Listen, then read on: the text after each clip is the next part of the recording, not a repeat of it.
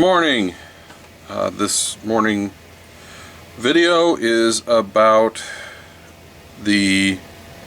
what is this thing? Gen's ACG or ACE 5,000 milliamp hour battery. This is a battery that I purchased to be used on my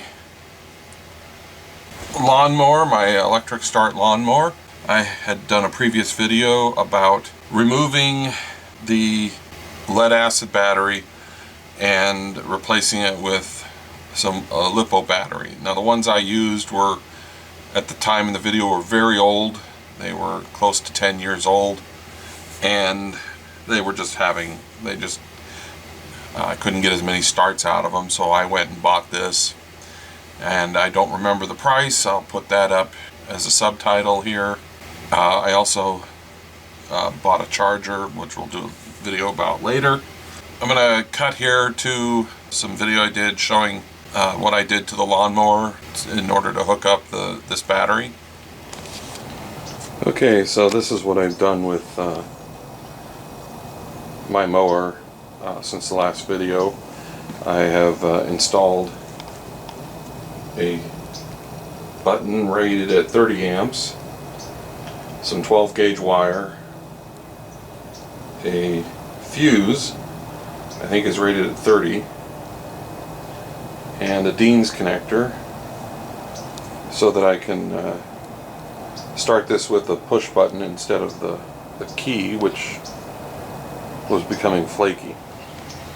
Alright, so let's zoom in on this and let's go over how well this battery worked, how many starts I got out of it over the course of the time that I had it.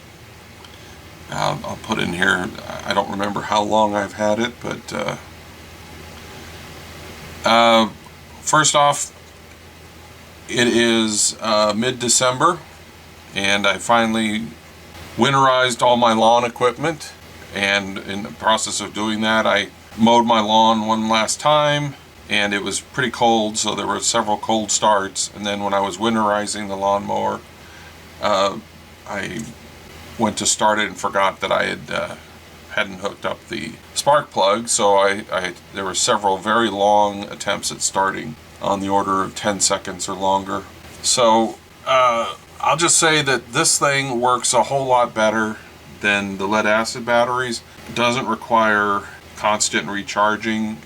With the lead acid battery, after you started the lawnmower a couple times, mowed your lawn, you're supposed to put it on the charger for several hours.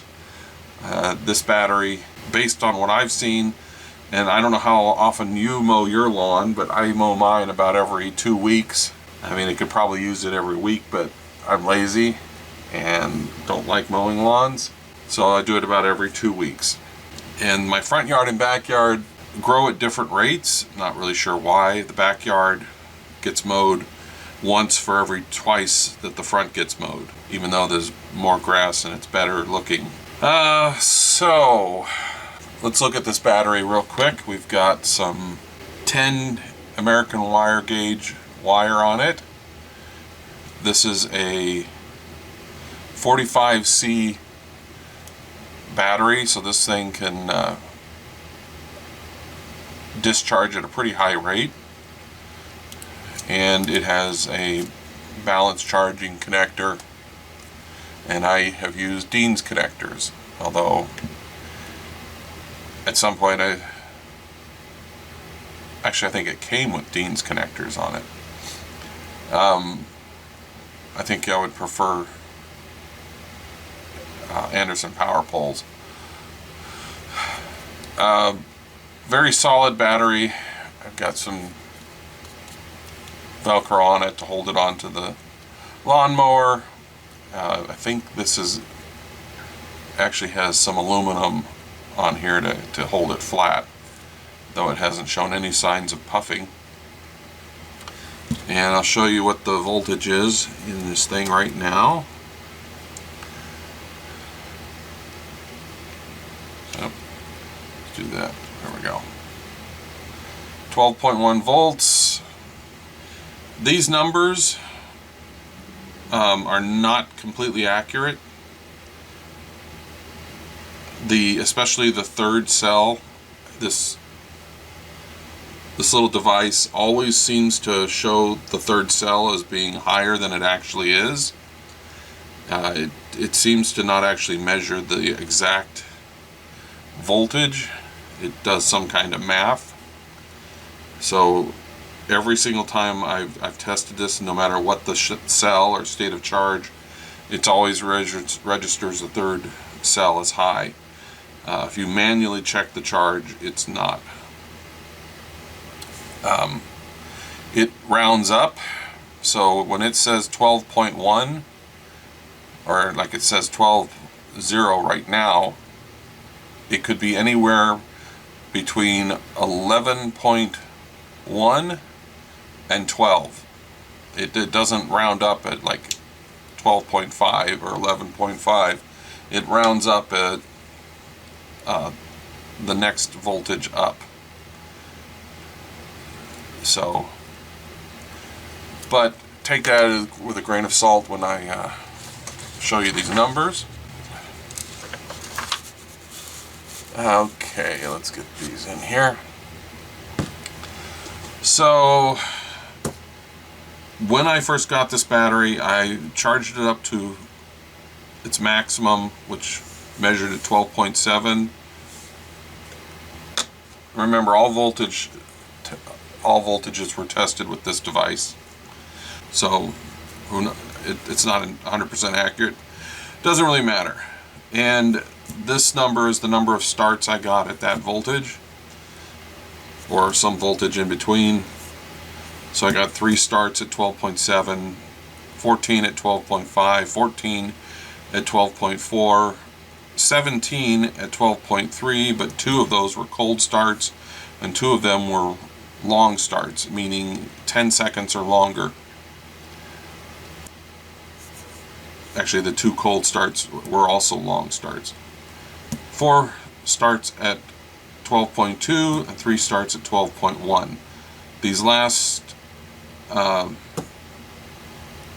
7 or so starts were all within the last 2 weeks. So for a total of 55 normal starts and 7 long starts. Total time approximately was 1 minute 49 seconds, and then a minute 10 for the long starts, for a total of 3 minutes 9 seconds at 23 amps. That's the current draw from my starter.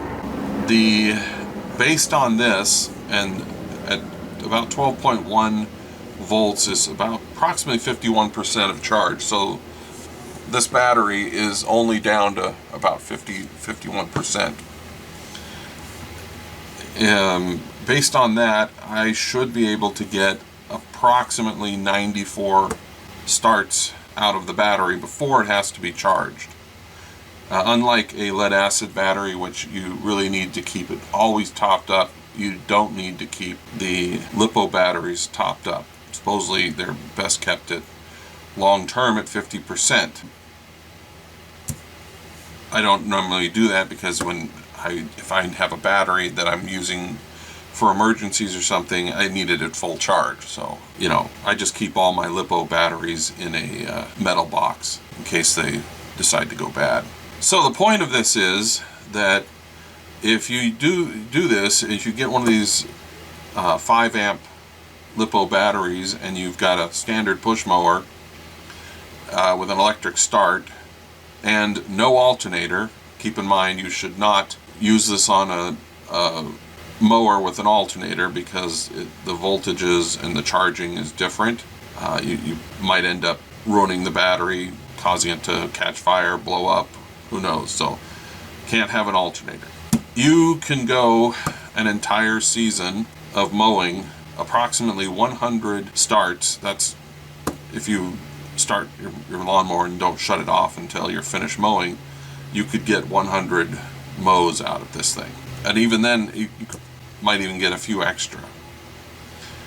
So, yeah, this actually worked out pretty well.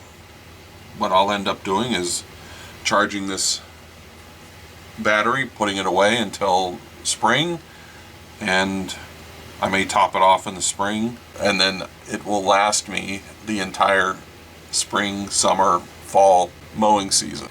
Anyways, that's it. Later.